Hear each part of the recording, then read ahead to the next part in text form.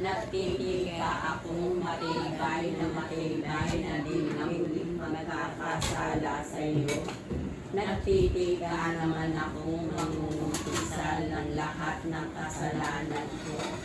Umaasa akong patatawarin mo rin alang-alang sa iyong mahal na pasyon at pagkamatay mo sa krus dahilan sa aming sienawa.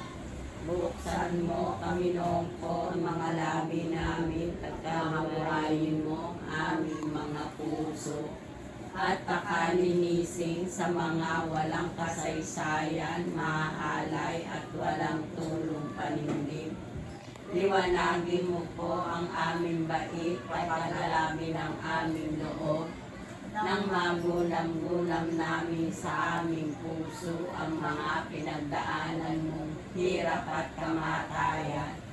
10 ng kapait-paitang dinalitan ng iyong kung kabanal-banalang ina, at ng kami dapat na dinggin sa harapan ng di matingkalang iyong kamahalan, na nabubuhay ka't naghahari magpasawalang hanggan. Amen.